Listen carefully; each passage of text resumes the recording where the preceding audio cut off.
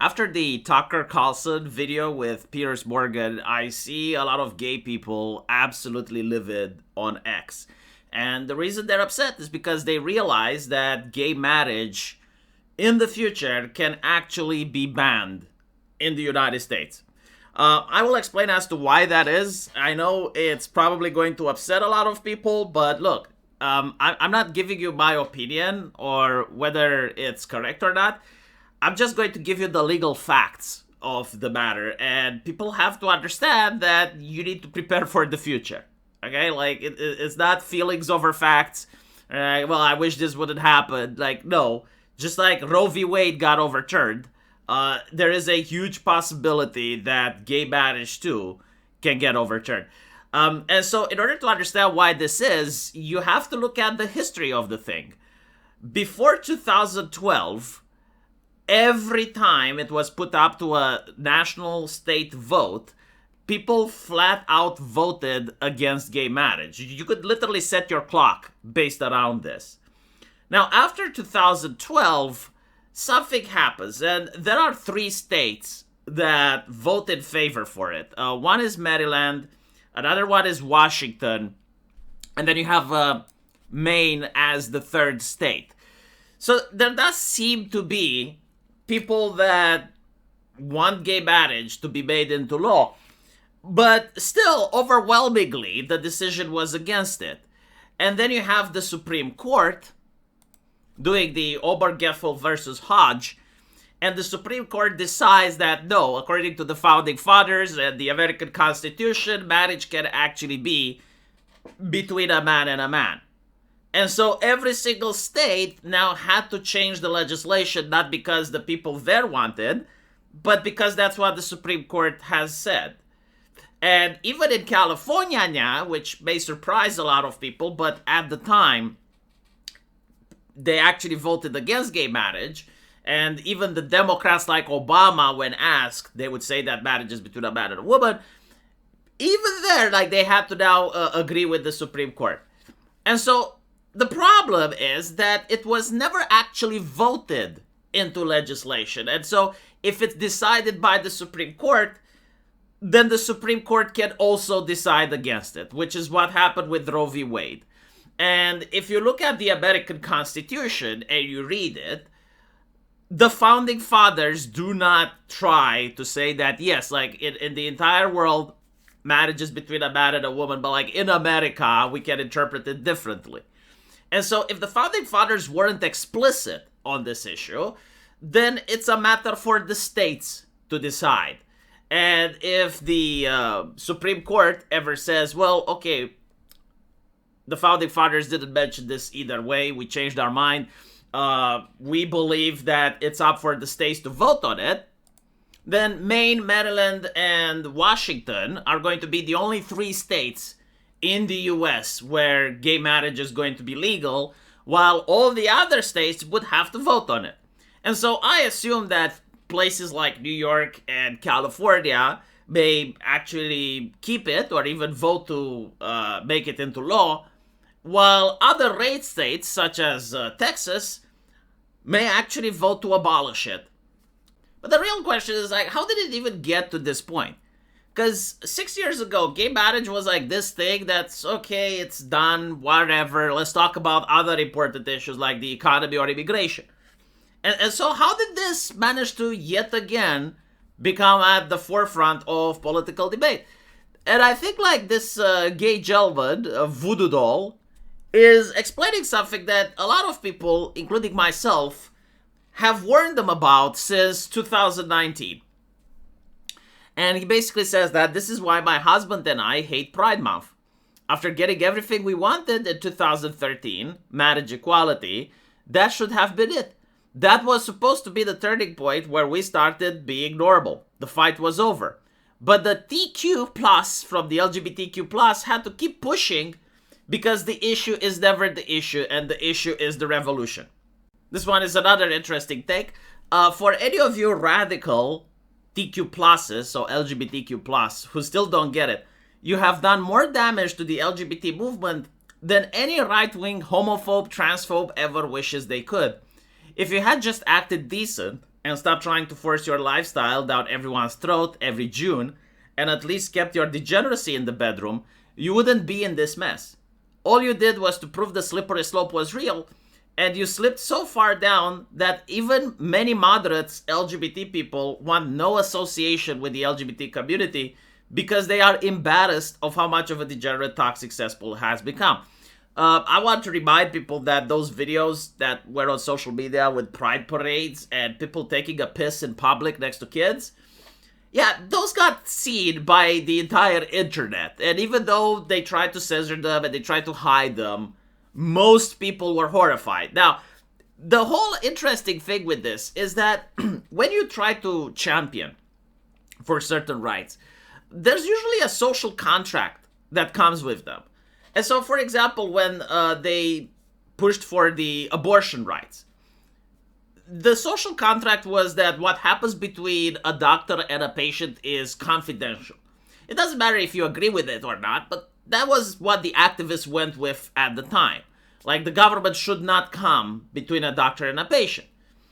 And if you think about when was Roe v. Wade overturned, it was after the pandemic. And so the question is, what happened during the pandemic? Well, during the pandemic, it stopped being my body, my choice. During the pandemic, it started being your body, the government's vaccine, and the government's QR code. And so if people went like, okay, so if it's not my body, my choice, and it's an issue about public health and public safety, then Roe v. Wade doesn't get to be applied anymore. And so if we're looking at gay marriage, the social contract was that what happens in someone's bedroom is none of your business. So if I get my wife to suck my cock, it doesn't really affect you in any way. If I bootfuck my wife, it also doesn't affect you in any way.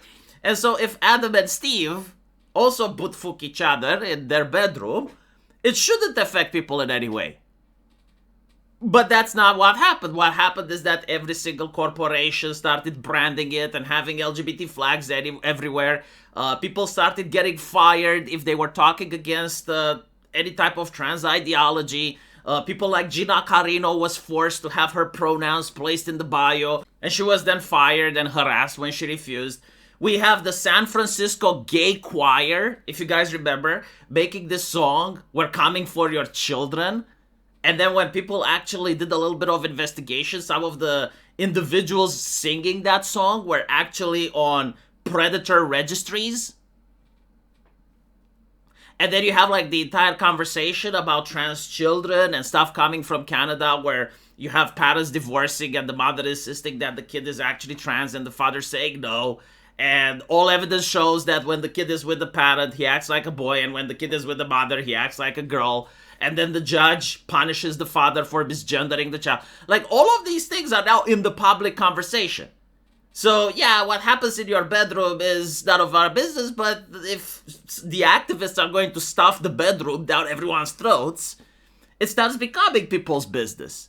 And a lot of gay people are really upset about this. And as a person that actually did follow politics, it's my job to report those stuff every single day, I would point out that there was a lot of attempts to separate the LGBT. Like, a lot of gay people and lesbians were basically trying to say we need to go our ways because our flag represents sexuality, while transgender is an issue about gender, so like we don't mix.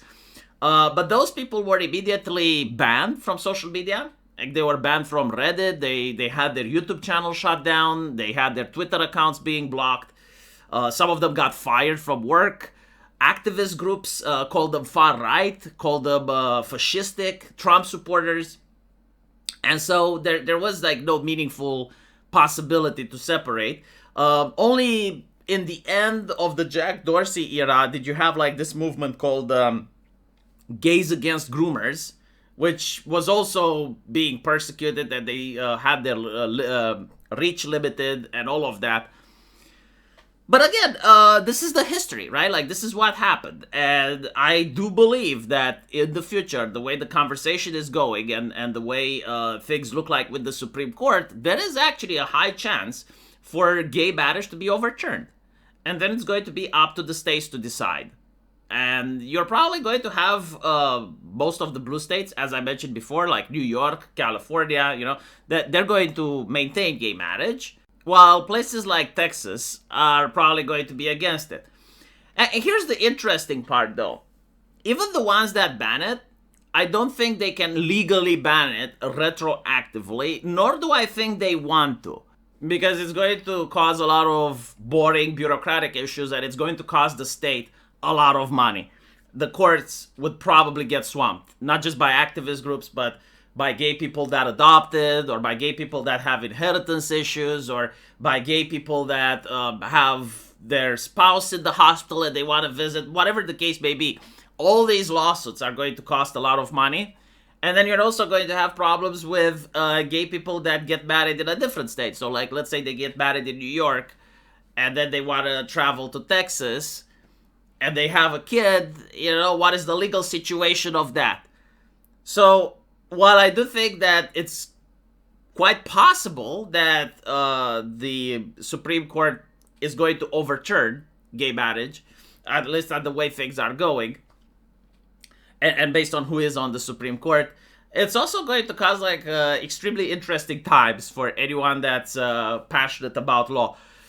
Now, what's also interesting is that this is happening in America, and meanwhile, the European Union is doing the opposite. Like, the European Union is now forcing other nations, like, for instance, my country, who doesn't recognize gay marriage, to actually be forced to recognize it if someone goes to Germany and marries there. I don't know their legislation if they allow that, but basically, like, if they go in a different nation where gay marriage is allowed, and then they come into Romania, that their marriage should actually be recognized by the government. And they recently just had this conversation in the European Union. So the world is a little bit more complex, right? Like, America was the one that started it. Now there are actual discussions in reviewing the whole situation, while the European Union is doing the opposite now. Like, they're the ones that didn't start it, but now they're doubling down and they're trying to codify and get the law. So it's going to be a very interesting next decade, regardless of where people stand on this. Also interesting to see that people finally reached my conclusion. I always said that this type of rabid activism, where the month of Pride, the Pride month, was actually terror month for content creators. If you guys remember Carlos Maza, and if you guys remember the apocalypse, it was basically the month where you had gay activists like going on the internet and trying to find any type of content that's offensive in order to take it down. And that was almost like a holiday event for the activists, because they would get cred amongst each other for, taking down right-wing content creators. But unfortunately for them, like, this generated animosity from the public, animosity that didn't just go to the activists, like, it went to the entire LGBTQ plus umbrella. And all of it culminated with the activists going after VTubers, right? Like, seeing anime girls crying because they just wanted to play the Hogwarts wizard game. And now you have, like, all these rabid activists doxing them, sending death threats, trying to get the ban off Twitch.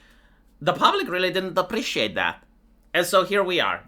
We are at the point where Tucker Carlson is saying slurs to Piers Morgan, while the activists are horrified and actual gay people are seething.